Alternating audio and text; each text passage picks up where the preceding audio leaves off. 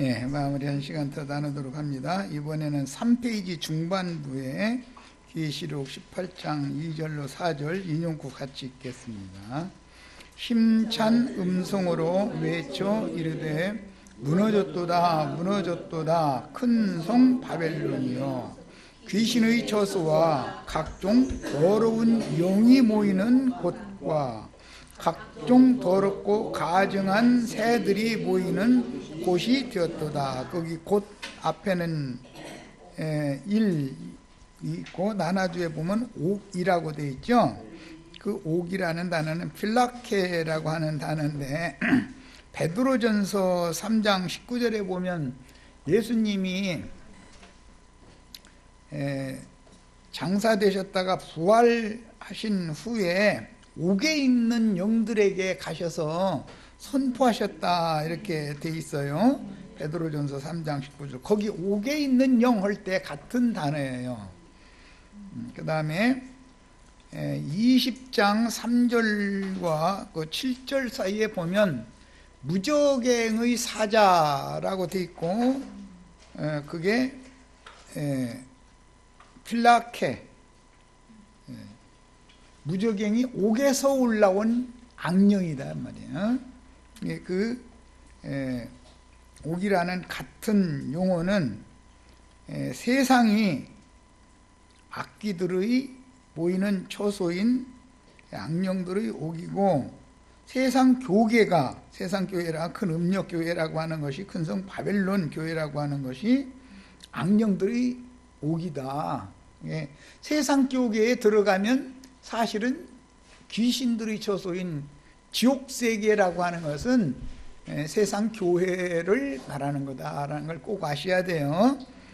그러니까 지옥이라는 장소가 뭐 땅속으로 사흘을 파고 들어가면 어디 지옥이 있다 이런 그 말도 같지 않은 소리. 땅속으로 사흘 아니라 열흘을 파고 들어가도 그런 영원한 영혼을 심판하는 지옥이 거기에 있는 게 아니고, 항상 천국이든 지옥이든 정신세계를 말한다. 아담의 정신세계라고 하는 것은 그게 바로 귀신들이 쳐서 옥이다 말이야.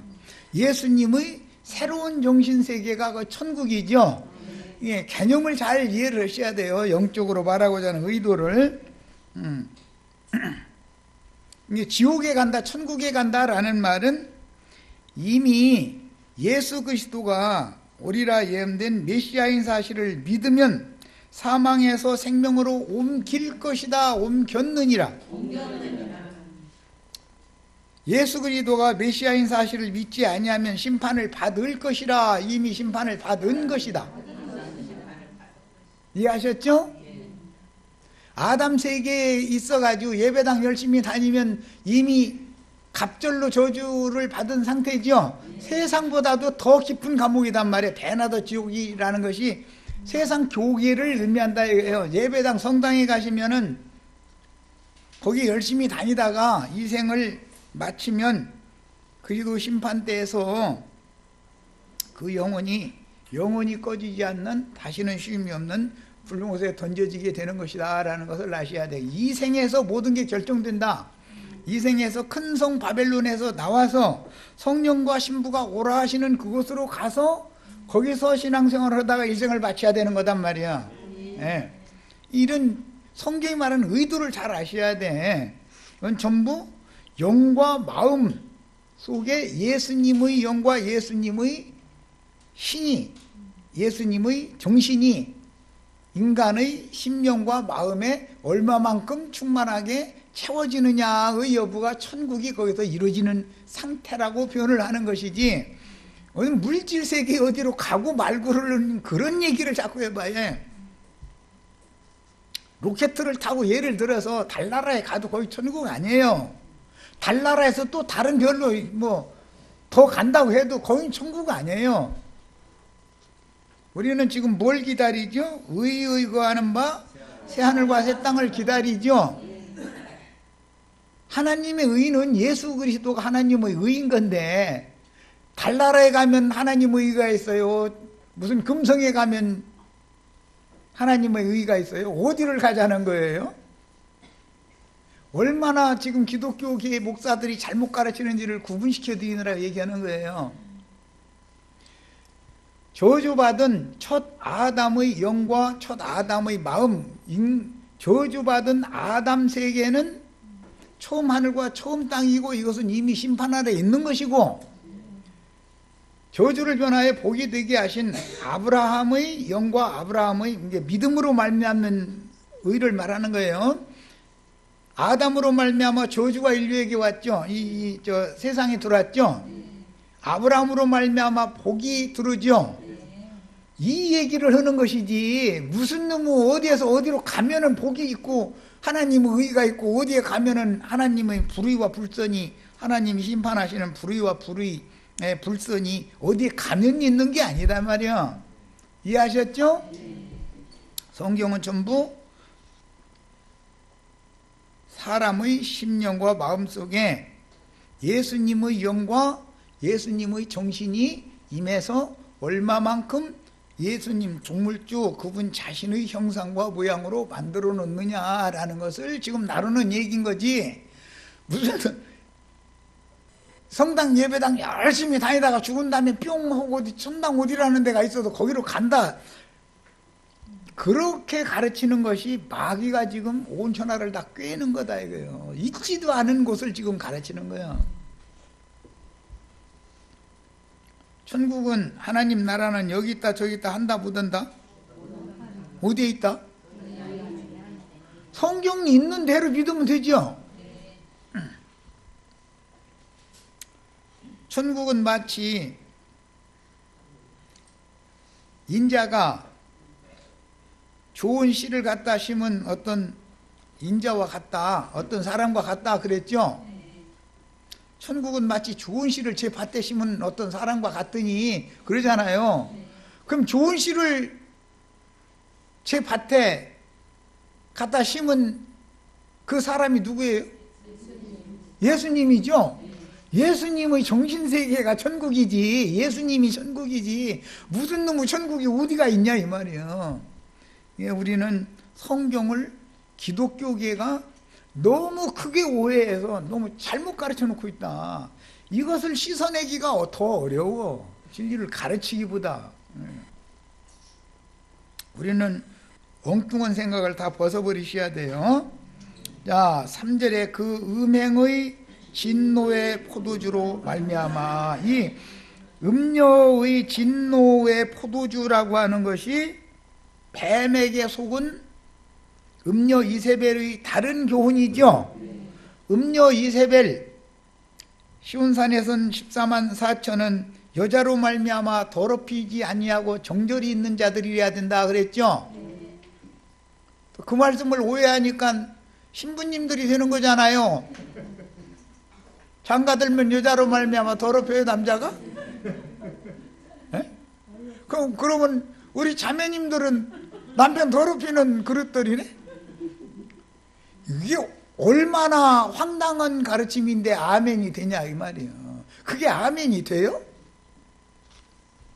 여자로 말미암아 더럽히지 않는다라는 건 많은 무리한 큰 음녀의 표적이 음녀 이세벨이죠. 아합의 딸이었던, 아합의 아내였던, 아니 아합의 아내가 이세벨이, 이세벨이 아내가 음녀 이세벨이지. 예.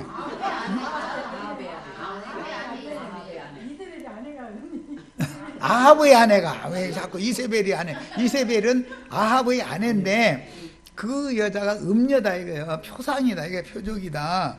이게 그 음녀 이세벨은 뱀의 말을 듣고 먹지 말란 나무 실과를 따먹은 여자가 음녀 이세벨에 대한 근원자죠. 예, 거기서부터 쭉 여자 얘기가 나오는 거예요. 그런데 음녀 이세벨의 교훈이라는 것은 발람의 교훈이요 니골라당의 교훈이라는 거예요. 발람이라고 하는 것은 삭슬 위해서 하나님 말씀 전하는 사람 보고 발람이라고 그러죠. 발람 선지자잖아요. 니골라당의 교훈이라는 것은 성직자와 평신도 제도를 주장하는 사람들, 그런 사람들은 니골라당의 교훈이라고 그래요. 그래서 음녀 이세벨의 교훈, 그 대표적인 두 가지가 발람의 교훈, 니골라당의 교훈인데, 이걸 실행하는 사람들은 즉 신부제도, 목사제도를 실행해 가면서 성도들에게 헌금 받아서 당연히 먹고 살아야 된다라고 가르치는 자들은 다 간음하는 자들이죠. 많은 물이 앉은 큰 음녀의 7 머리들이다 이거예요. 그들은 땅의 왕족들이다 그런 말이야. 이제 성경을 어떻게 해석하는지를 잘 이해를 하셔야 돼요. 그러니까 우리 목사님 오면 행음하러 가는 거죠. 예배당에 가시면, 성당에 가시면 뭐하러 가는 거예요? 행음하러 가는 거예요. 하나님 오실 때는. 그럼 예배당 다 없어지어야 되느냐고. 없어져야죠. 예배당이 없어져야 돼요. 사람의 손으로 지은 전에 하나님이 계시지를 않는다고 되어 있어요. 그러면 사람의 손으로 지은 전이 없어져야죠. 하나님이 계시지도 않는 이곳에 주님이 계신다, 이곳에 와서 예배해라, 그러면 그게 거짓말하는 거잖아요. 없어져야 되는 거예요. 이렇게 말하니까 이단이 안 될 수가 없죠. 세상 교회 사람들한테는. 물질적인 성전 건물이 없어지면 사제제도가 없어지게 마련이죠. 자, 그 음행의 진노의 포도주, 이것은 음녀 이세벨의 교훈이라는 거예요. 말미암아 만국이 무너졌으며, 그러니까 원래 아담의 배필이어야 되는데 뱀의 말을 듣고 말을 받아들인 건 뱀의 실을 받아들였다 그 말이에요. 뱀의 다른 교훈을, 마귀의 다른 교훈을 받아들였다. 그렇게 돼서 금령의 실과를 따먹으면 그 여자가 간음한 여자다 그런 말이에요. 그게. 그런데 그 교훈 때문에 만국이 다 무너져 버렸다는 거예요. 그 다음에 또 땅의 왕들이, 우리는 오늘 지금 하늘의 왕들이 되는 것을 추구하는 말씀을 오늘 시작을 한 거예요. 마무리 말씀을 하려고. 그런데 땅의 왕들은 음녀 이세벨의 남편들이다 이거. 그런데 7 남편이죠. 많은 물이 앉은 큰 음녀는 머리가 몇이라고 돼 있어요? 7이라. 주님의 교회의 머리는 한 분, 예수 그리스도 한 분밖에 없죠. 예. 그러니까 한 남편만 섬겨야지 7 남편 섬기면 바빠. 요일마다 남편 바꾸는 거지 뭐. 이제 말하자면 7일 동안 바꿔야 되니까. 그런 신앙을 생활을 해서야 되겠냐 이 말이에요. 너무나 지금 세상 교회가 말씀의 의미를 너무 깜깜한 거예요. 무슨 말을 하고 있는지를 모르는 거예요. 그런 사람들 만나면 답답해 우리는. 그런데 그 사람들이 이제 또 나보면 항상 뭔 소리인지 알지도 못하겠네. 답답한 말만 하고 성경을 멋대로 푼다고 해서고 말이죠. 그래 지금 요새 말로 소설 쓰더만 이래서고. 소설은 누가 쓰고 있는데 지금. 땅의 왕들이 그와, 그런데 그녀와 행음하는 그 음녀와 더불어 음행하였으며 땅의 상인들, 장사꾼들, 목사님들이 장사꾼들이죠. 뭐가 비천이에요? 하나님 말씀이, 말씀 팔아서 장사해 먹는 거잖아요. 영혼 장사하잖아요. 말씀 가지고 양념을 얼마나 잘하게 맛이, 하여튼 세상 사람들이 입맛에 군미에 너무 잘 맞아. 확 좀 밀어치는 데는 하여튼 도 같았어 아주. 해가지고 그냥 이 사람들에게는 이 사람 기 긁어주는 말, 양념 치고 뭐 치고 막 끓이고 볶고 지지고 볶고 막 해가지고서 딱 설교하면 사람들이 아멘하고 나자빠지는 거지 뭐. 좋아 죽는다지 뭐. 그런 방식으로 다 행음을 한다 이거야. 만국을 다 무너뜨리는 거야. 그런데 이제 어려운 용어가 나와서 우리 번역에는 그 사치의 세력으로 라고 했는데, 땅의 상인들이 사치를 하는데 하나님 말씀 팔아먹는 것이 그들의 능력이죠. 그런데 그들이 후줄근해요. 사치스러워요. 이거 참 설명하기가 쉽지가 않아. 거룩한 신부님, 거룩한 목사님들 다 물어봐요, 뭐 낮춰봐요. 그것이 그들이 사치다. 이게 사치. 그런데 이 사치라고 번역한 이 용어는 우리 저 세상에서는 스트레스 받지 마 그러는데 헬라어로 이게 스트레노스라고 그래서 예, 원 뜻은 뭐냐면 육신의 욕구를, 강력한 욕구를 위한 강력한 수고 분투를 하는 힘이다, 그런 뜻이에요. 스트레노스라는 말은 육의 욕구를 채우기 위한 강력한 밀어붙이는 힘이 있어. 짐승의 힘이 있죠. 짐승은 막 밀어붙이죠.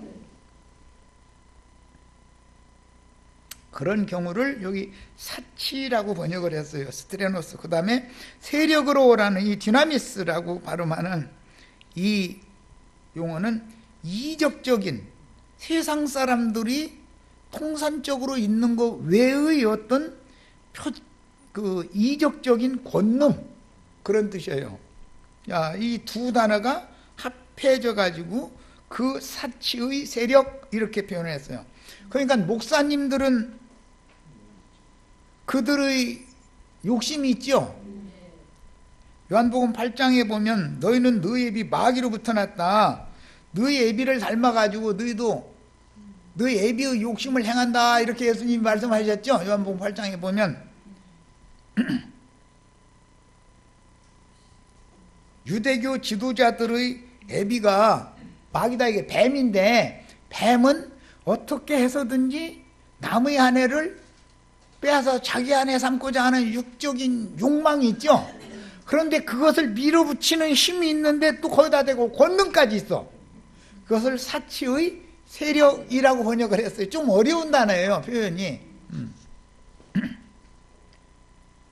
육체의 욕망을 이루기 위해서 강력한 분투하는, 수고하는 능력을 가지고 있다 이거예요. 그런데 그 사람이 그것을 발휘를 하면은 이적적인 어떤 권능이 나타나. 유명한 목사님들이 다 이런 상태죠.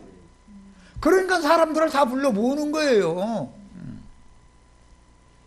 창세기 6장에 보면 하나님의 아들들이라는 건 말씀을 맡은 자들을 말하는 건데, 사람의 딸들의 아름다움을 보고 자기가 좋아하는 모든 자로 주님께로 중매를 했다, 지 아내를 삼았다, 이랬죠. 목사님들, 어떤 목사님한테 한번 붙들려 버리면 내보내줘요, 문 꼭 닫아놓고 절대 못 나가게 해요. 그게 뭐냐, 사치의 세력이다 이거예요. 그런데 미혹 그 목사님이 가르치고 목회하는 그것에 사람들이 홀딱 반하는 그런 이적적인 어떤 권능이 나타나. 그건 용이 땅에서 올라온 짐승에게 주는 표를 받았다는 증거다 이거예요. 나도간 형제한테는 이게 없어가지고 손님이 안 오는 거지 뭐. 사치의 세력이 없으니까 볼 게 있어야 말이지 뭐. 들어보니 알아듣기도 어려운 소리만 했었고 소무지 뭐 그냥. 그럼 손님이 안 오는 거예요. 이 마귀한테서 받은 사치의 세력으로 치부할 만한, 여기 부유하여, 이제 그 치부라는 건 부를 축적한다 그런 말인데, 손님 많이 끌으면 부유한 사람이 되는 거죠. 자기가 좋아하는 모든 자로 자기 아내를 삼아서 수가 몇천 명, 몇만 명, 몇십만 명 되면은 이게 사치의 세력으로 치부한 자잖아요. 그런데 뭘 했느냐, 땅의 상인들이, 그런데 그 장사를 하는데 그게 뭐냐면 더불어 음행하는 장사다 이거예요. 이해하셨죠? 네. 네. 이 사람들은 이런 능력을 누구한테 받는다? 용에게 받는다 그랬어요. 용한테 이 능력을 받는데 특징이 뭐냐, 말하는 권세를 받는다라는 거잖아요. 말로 하는 거죠, 말로. 목사님들 말 잘해요, 못해요? 나도 한영이처럼 이렇게 말해가지고서는 손님 와요, 안 와요? 안 오게 돼 있어요. 나도 한영이처럼 이렇게 어느렇게 말하면 에이, 그 은혜가 안 되더만. 사람을 미혹해서 딱 사로잡는 권능이 안 나타나는 것이거든. 사치의 세력이 안 나타나기 때문에. 그런데 모세 말 잘한다겠어요? 아론이 잘한다겠어요? 바울이 잘해요? 유대교 지도자들이 잘해요? 바울이 내 말에는 졸하다겠어요? 내 말은 잘한다겠어요? 난 그런 말씀 때문에 위로가 된다니까. 그런 말씀 없으면은 뭐야 이거 도대체. 또 내가 들으니 하늘로부터 다른 음성이 나서 이르되 내 백성아, 주님의 백성은 땅의 왕족들이 많은 음행하는 여자들을 사치의 세력으로 모아가지고 치부하는 그 사람들에게서 내 백성일랑 거기에서 나와라 그런단 말이야. 그냥 세상에서 나오는 것은 구원을 얻은 거죠. 그러나 타락한 기독교계에서 나오는 것은 구원을 이루는 수단이다. 세상에서 세상 교회로 부름을 받는 것은 그냥 부르심을 받은 것이죠. 세상 교회에서 추수되는 것은 빼내심을 입은 거죠. 그래서 부르심을 입고 빼내심을 받은 자들은 이기리로다 이렇게 돼 있죠. 우리는 다 이기는 자가 되셔야 되겠어요. 성경을 내가 그냥 있는 대로 인용을 한 거니까 세상에서는 부르심을 받고 세상 교계에서는 빼내심을 받아야 이기는 자가 된다 이거예요.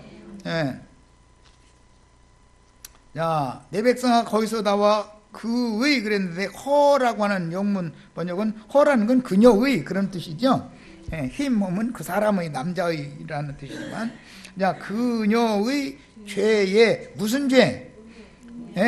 땅의 왕족들과 음행하는 죄죠. 참여하지 말고 그녀가 받을 재앙들을 받지 말라. 그녀가 받을 재앙이라는 건 이제 음료를 벌거벗겨 가지고 불로 사르는 것이죠. 세상 교회는 지금 다 벌거벗겨지고 있죠. 벌거벗기는 사람들 많더만 보니까 요새 보니까.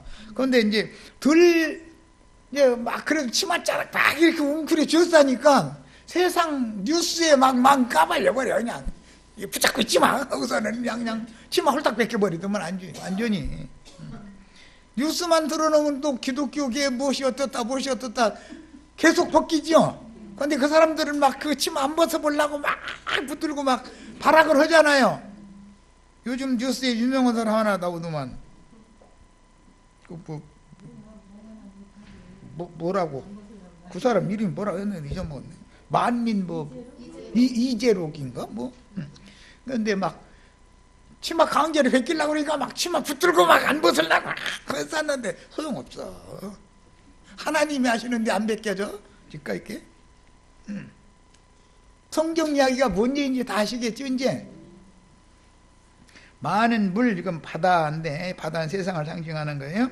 위에 7 짐승들을 타고 앉아있는 큰 음녀에게서 지금 즉시로 도망하여 그 영과 신부가 오라 하시는 시온산의 새 예루살렘 성 하늘에 기록된 장자들의 모임인 해를 입은 여자에게로 나와야 된다 이거예요. 거기서 생애를 마치기까지 5곳이 신부 수업 받다가 신랑이 오시는 날 데리러 오시면 데려감을 받으셔야 되는 거예요. 약혼을 했으면 5곳이 신부 수업을 하는 게 좋죠. 그런데 신랑이 눈 감고 있는 신랑이 우리 신랑은 눈 감은 분이 아니기 때문에 그년이 뭐하고 다녔는지 다 보고 계셔. 지금 속일라 해도 속이지도 못이요. 땅의 왕족들과 행엄한 사실을 다 보고 계시잖아요. 그러니까 거기서 나와서 5곳이 신부 수업 받고 있다가 수나 놓고 이렇게 좀 이제 이렇게 하다가 주님이 신랑이로 다 맞으러 나오면 아멘 하고 데려감을 받으셔야 된다 그 말이에요. 자, 땅의 짐승들이며 음료 7 머리들인 땅의 왕족들과 행음하는 세상 교계, 영적으로는 애굽이라고도 하고 소돔이라고도 한다 그랬죠. 큰성 바벨론은 영적 애굽이요 영적 소돔이에요. 이것은 다니엘의 말한 바 멸망의 가증한 것이 신부님들 목사님들을 말하는 거예요. 이게 보여야 되는데 멸망의 가증한 것이 거룩한 것에 선 것을 보거든 그때는 거기서 즉시로 나와서 산으로 도망을 해라 그랬죠. 무슨 말인지 아시겠죠 이제? 그런데 이게 안 보이니까 거기에 들어붙어 있는 거예요. 이게 보여야 되는데, 하나님의 성전이라는 게 교회잖아요. 하나님의 집. 그런데 교회에 주님이 우두머리가 아니라 땅에 왕족들이 우두머리 7머리 노릇을 하고 앉았으면은, 그것이 보이면은 빨리 도망가라 그 말이에요. 어디로? 산으로 도망가라 그랬는데 관악산으로, 한라산으로 도망가라는 말이 아니고, 장자들의 총회교회가 있는 하늘의, 너희가 이룬 것은 하늘의 시온산과 예루살렘이 이르렀다 그러면 거기로 도망가야죠. 하늘의 시온산으로 다 도망가셔야 돼. 해를 입은 한 여자로 나타나는 그리스도의 몸된 교회로 도망해서 거기에서 다소곳이 양육을 받다가 시집갈 때 되면 시집가면 되는 거예요. 자, 그래서 지금 당장 거기에서 나와 천사가 지시하는 산, 하늘의 시온산 위에 있는 예루살렘, 하늘에 기록하신 장자들의 총회 교회. 우리 이름은 그러니까 하늘에 기록이 돼야죠. 당연히. 예, 영혼의 도피성으로 도망을 해서 거기에서 뱀의 낯을 피하여 양육을 받음으로 자신의 그릇에 금기름, 구약성경의 용어로는 순결한 감람기름, 예, 이제 계시록의 용어로는 금으로 연단한, 불로 연단한 금, 그 다음에 안약, 흰옷, 이것을 갑옷이 사서 입고 다 준비를 해야 된다. 신부로 단장이 돼야 된다 그 말이에요. 자, 그 다음에 계시록 이번에는 22장 17절 인용구로 읽습니다. 성령과 신부가 말씀하시기를 오라 하시는도다. 내 백성 거기서 나와라 그랬으니까 오라 하는 것이 준비가 당연히 돼 있죠. 나오기만 해가지고 헤매고 다니면 안 되잖아요. 예, 금기름 파는 어떤 곳을 주님은 이미 마련을 해놓고 있는 거죠. 그것으로 오라 그러시는 거예요. 그러면 성령과 신부가 오라고 하는 그곳으로 가야 된다. 듣는 자도 오랄 것이요, 목마른 자도 올 것이요, 또 원하는 자는 값없이 생명수를 받으라 하시더라. 돈 내고 생명수 파는 게 아니죠. 값없이. 성령과 신부가 오라 하는 곳에서는 생명수를 거저준다는 거잖아요. 예수님이 제자들을 3년 반 가르쳐서 보내실 때 내가 너희에게 돈 받고 팔았으니 너희도 나가서 돈 받고 팔으라 그랬어요? 내가 너희에게 거저 주었으니 너희도 거저 주어라 그랬어요? 이 성경 이야기가 왜 나오는지 이해를 하시겠죠? 제자들은 예수님한테 헌금 내가면서 말씀 가르침 받은 적이 없잖아요. 공짜로 받았지.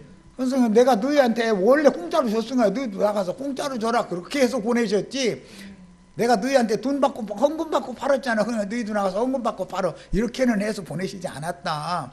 그런데 오늘날 목사님들은 헌금 받는 게 너무 당연하죠. 설교하면은 헌금 안 받는다고 하면 이상하잖아요. 헌금 안 받는다 그러면은 뭐라고 해요? 그 능력의 중이 아니라 그런다 그러잖아요.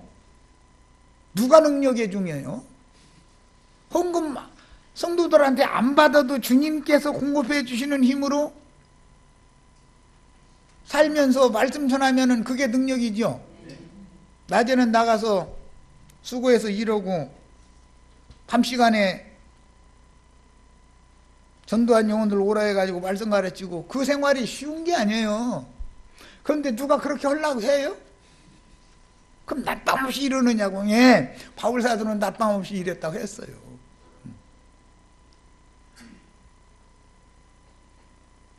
주님께서는 이제는 뭐 나도 아닌게도 이제 젊은 날 그렇게 고생시키더니 이제는 헌금 안 받아도 또 낮에 나가서 일 안 해도 먹고 사는 것은 지장 없게 해주시고 나서 이제 내가 이렇게까지 해줬는데 너 불만하지 말고 잘해 그러면 허락한 대로 해야죠. 뭐 부족한 게 뭐가 있어. 먹고 살면 되지. 어차피 주님 품에 가야 되는 것이 인생의 목적인데. 자, 듣는 자도 오라 할 것이요 목마른 자도 올 것이요 또 원하는 자는 값없이 생명수를 받으라 하시더라 그랬는데, 그 영과 신부가 오라고 외치는 그곳에 가야만 순결한 등유인 금기름, 불로 연단한 금, 안약, 흰옷을 값없이 사서 신부로 단장할 수 있다. 시집갈 준비를 할 수 있다. 자, 구약 성경에 예언된 언약의 사자는 예수 그리스도이며 어떤 사람이 아니죠. 반드시 그분 앞에 큰 물을 갈라서 길을 내는 종들인 주님의 고난에 동참할 형제들의 사역이 필수적으로 요구된다. 이 사람들은 베드로가 바울이 사람들 모아놓고 설교하고 나서는 헌금 주머니 돌린 적이 있어요, 없어요? 그런데 오늘날 예배당에는 그거 안 하면 큰일 나잖아요. 그러니까 성경하고 그들이 꼭 우리는 말씀대로 한다고 그랬었는데 말씀 반대로 하는 거예요. 말씀대로 하는 거예요. 잘 아시겠죠, 이제? 왕의 행차를 알리는 사역은 신랑이로다 맞으러 나오라 외치는 파수꾼들의 사역이므로 반드시 빛의 말씀을 대언하여 나팔을 불어서 빛이신 주님이 형제 자매님들의 심령 속으로 들어오시려면은 앞서서 나팔 부는 자가 보냄을 받아서 나팔을 불어야죠. 나팔 소리와 함께 오신다는 말씀이 이제 이해가 되시죠? 참빛이 형제 자매님들 속에 요즘에 계속 더 주님이 오시는 중이죠. 그래서 그리스도로 충만해져야 된다 이거예요. 내 속에. 이게 신부 단장인 것이다. 신부성은 구름 수레가 되어 오는 세상에 주와 함께 내려와서 새 땅의 유업, 새 땅의 유업이라는 건 계시록 7장에 우편 양들의 장막과 마곡 백성들의 만국을 상속받는 거예요. 만국 백성들은 철장으로 다스리는 것이고 우편 양들의 장막에는 공급을 하는 것이죠. 생명 공급을 하는 거예요. 예. 예. 성경에서 이 바실레이아라고 하는 왕권, 왕국 이런 용어는 양면 양상이 있어서 한 면에서는 공급을 하는 거예요. 남편은 가정의 모든 걸 책임지고 공급해야죠. 예. 그게 다스리는 거예요. 가정을 다스리려면 아내가 남편 보고 당신이 잘 벌어다 주면 왜 내가 당신한테 잔소리 하겠냐고 순종을 않겠냐고 이렇게나 할 말 없죠. 남편은 가정을 잘 다스리려면 나가서 돈 잘 벌어야 돼. 잘 벌어다가 주면 순종하게 돼 있어. 순종해라 말라 할 필요가 없어. 공급을 잘해주면. 그런데 돈은 안 내놓고 날마다 행패나 부리려고 그러면은 순종이 돼야 안 돼요? 나 같아도 순종 안 해. 그런데 한 면에서는 가정을 또 치리도 해야 된다 이거야. 자식들 반듯하게. 엄마한테 괜히 눈 힙두고 함부로 하려고 그러면은 조용히 딱 불러가지고 너 지금 네 애미가 너 나가지고 오늘 있기까지 평생을 수고해서 너를 위해서 헌신했는데 오늘날 애비가 아직 죽지도 않았는데 애미 앞에서 함부로 눈을 휘두고 이놈이 어디다 대고 지금 이러고 있느냐고 이렇게 해서 딱 잡아놔둬야 내가 죽어도 몇 년은 자식한테 맡겨야 되잖아요. 대부분은 남편이 먼저 가니까 죽을 때 남편은 자식 불러다 놓고 야 내가 뭐 너 내 평생에 너한테 뭐 크게 잘한 것은 없다마는 네 엄마 몇 년 동안 효도하고 엄마 잘 부탁하고 떠난다 이렇게 한마디 하고 가야 되잖아요. 남편이니까. 왜냐하면 결혼해달라고 장미꽃 갖다 바칠 때 당신 책임진다고 했으니까 하여튼 끝까지 책임져야 되잖아. 아버지는 치료도 할 권한이 있는 것이다 이거예요. 가장이니까 공급을 할 책임도 있지만 당연히 가정을 다스릴 권한이 당연히 있는 거예요. 이것이 바실레이아라고 하는 헬라어 단어의 뜻이에요. 한 면에서는 생명을 공급하는 거예요. 공급하는 면이 있어. 한 면에서는 치리한다 이거예요. 통치한다 이거예요. 그런 양면이 있는 거예요. 왕권이라고 하는 의미는 그런 뜻인 거예요. 자, 그 다음에 신부성은 구름수레가 되어 오는 세상에 주와 함께 내려와서 새 땅의 유업을 상속받으며 그 천년이 찬 후에 새 땅에도 믿는 이들, 어린 양의 장막이 있고 불신자들, 마국 백성들이 있게 마련이죠. 인마진 12지파가 오는 세상에서는 마국 백성들에게는 전도를 해서 사람들 얻어가지고 어린 양의 장막으로 데려와서 여기서는 양육을 할 거 아니겠어요?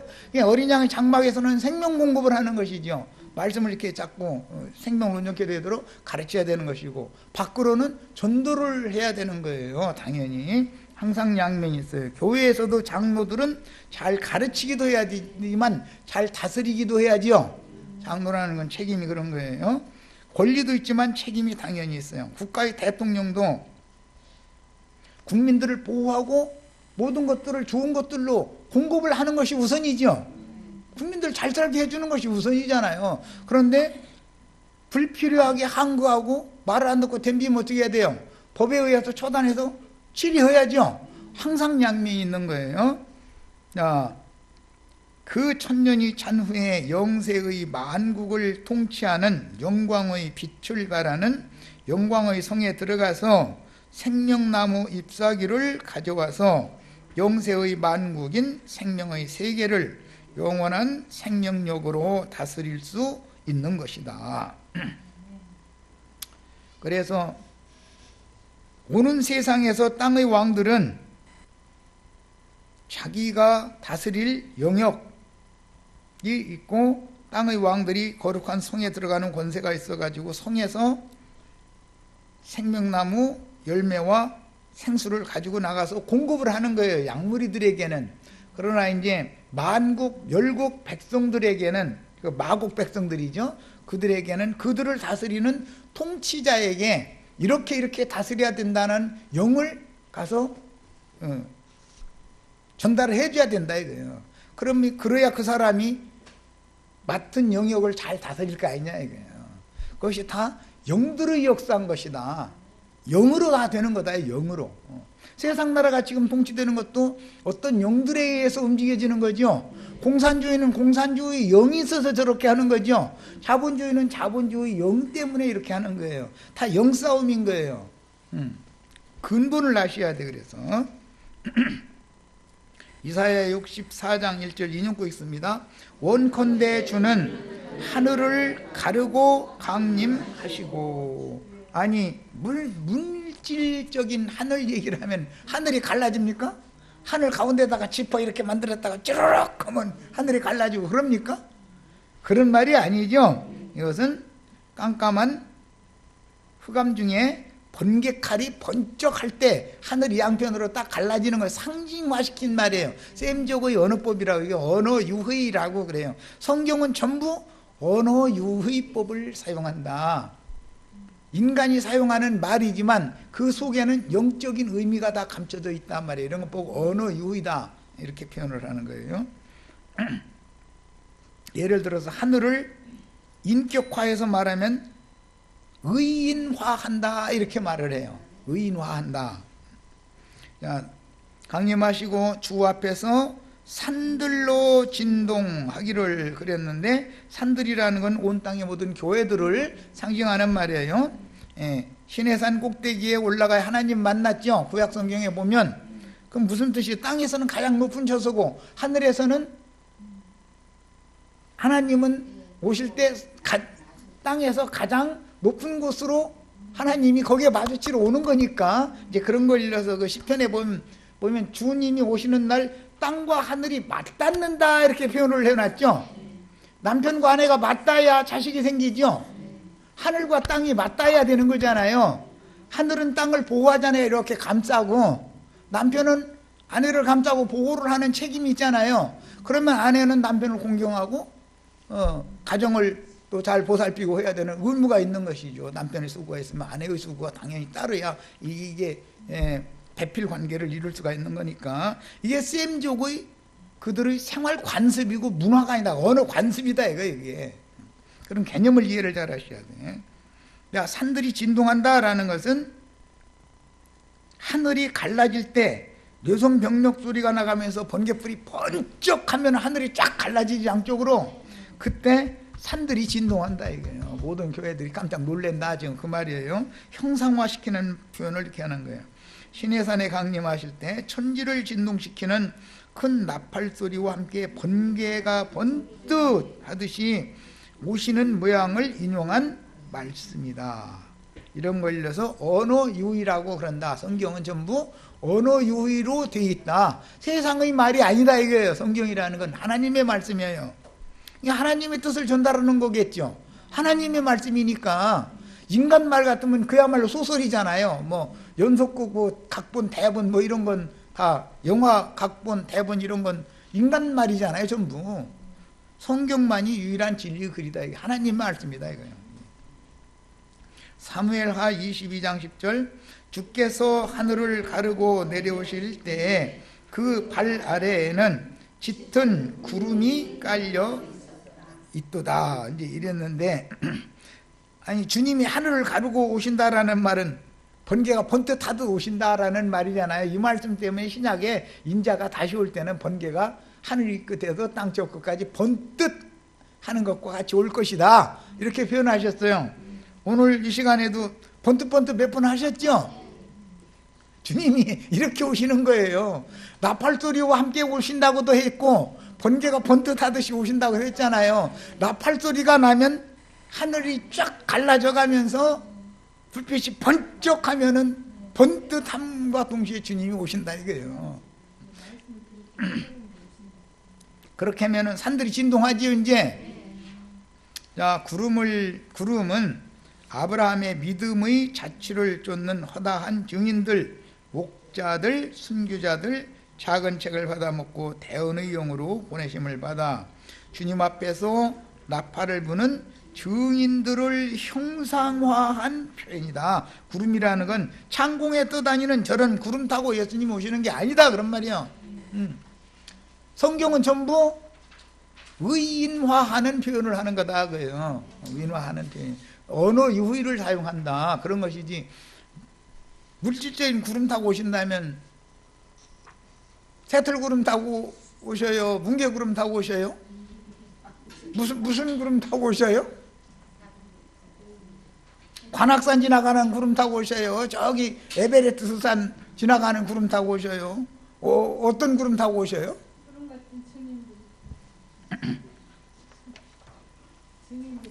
우리를 앞선 온전케 되는 의인의 영들이 함께하는 나팔 부는 종들을 통해서 주님이 오시는 거죠. 구름이라는 것은 목자를 상징하는 의인화하는 표현이에요. 유다서에 보면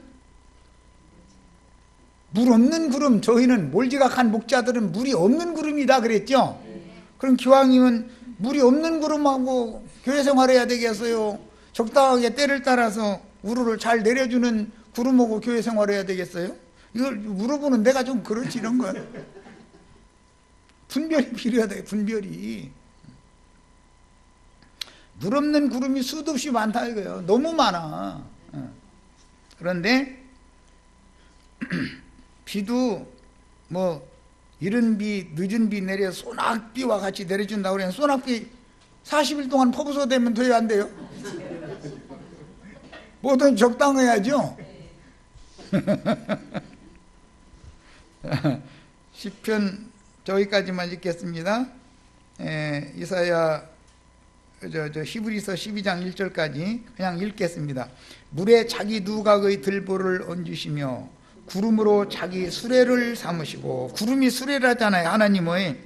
이 구름이 구름 같은 증인들이요 온전케 된 의인의 영들로서 아브라함의 믿음의 사치를 쫓아 앞서간 증인들이다 이거예요. 목자들이었다. 그들이 이 땅에서 그런 사람들이다 이거예요.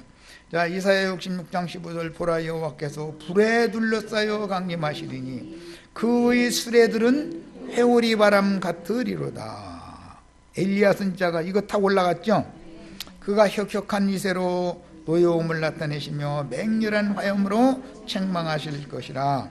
구름을 타고 오실 주님은 천사들만이 아니라 사람 천사들, 그날에는 천사와 동등이 된다 그랬죠. 다시 죽음도 없고 하나님의 아들이요 부활의 아들들이 된다 그랬어요. 오늘 우리들이 다 여기에 참여를 하셔야죠. 온전케 된 의인의 영들인 그분의 성도들이 들어간 거룩한 성 새 예루살렘과 함께 오는 세상에 내려오는 것이다. 구름 타고 온다라고 했지만 사실은 구름수레라는 건 거룩한 성 새 예루살렘을 형상화한 말이다 라는 걸 알 수 있죠. 우리는 거룩한 성 새 예루살렘에 신의 도성에 이미 들어가 있어야죠. 그래야 오는 세상에 주와 함께 재림에 참여할 수 있을 거 아니냐 말이에요. 천국 곳간이다 그랬지만 실제로는 신부성이잖아요. 영혼들을 거기로 추수해 데려가 가지고 그 성과 함께 오는 세상에 오는 얘기를 하는 거예요. 주님의 재림 완성이라는 건 거룩한 성 새 예루살렘이 내려오는 거죠. 네, 오는 새 세상에 거룩한 성 새 예루살렘이 내려오는 거예요. 독생자가 또 오는 게 아니에요.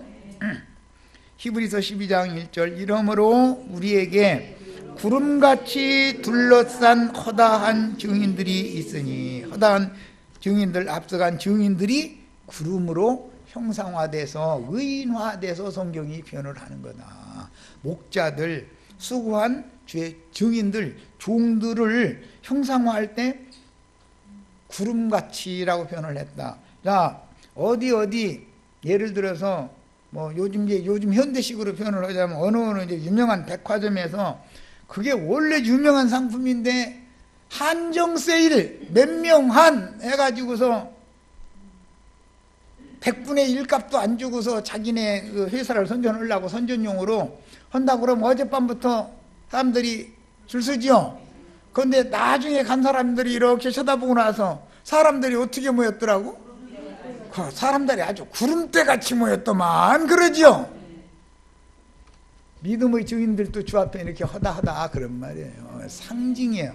성경이라는 건 전부 이렇게 의인화한다. 언어의 의법을 사용한다. 이것을 꼭 깨닫시기를 바라요. 자, 그래서 계시록 10장 1절에는 힘센 천사가 구름을 입고 오신다고 되어 있고, 계시록 14장 14절로 16절에는 인자 같은 이가 흰 구름 위에 앉아서 이한 낫을 휘둘러서 땅의 모든 곡식을 거둔다. 이렇게 하셨죠. 그럼 그 구름 중에 나도 들어가야 되겠다 그 말이에요. 주님을 태우고 다니셔야 되겠다. 네. 자, 모든 무거운 것과 얽매이기 쉬운 죄를 벗어버리고 인내로서 우리 앞에 당한 경주를 하며 이렇게 했는데, 구름같이 둘러싼 증인들이 우리에게 있다 그랬어. 그랬죠? 우리에게. 그런데 기독교인들은 이미 우리에게 있는 구름은 쳐다도 안 보고 뭘 쳐다봐요? 창공 하늘만 쳐다보죠. 주님이 구름 속을 들어가셨고 구름 타고 오신다고 했으니까 우리 김영숙 자매 말 지금 내가 하려고 하는 말 딱 미리 하네. 뜬구름 잡느라고 그러고 있죠. 우리는 뜬구름 잡는 신앙 갖지 말고 우리와 함께 있는 구름 속에서 들리는 음성을 들으셔야 되겠어요. 예수님 보고 이는 내 사랑하는 아들이요 내 기뻐하는 자라 하신 말씀이 오늘 우리 형제 자매님들에게도 구름 속에서 하나님의 음성이 꼭 들리시기를 바라요. 여기까지서 마칩니다.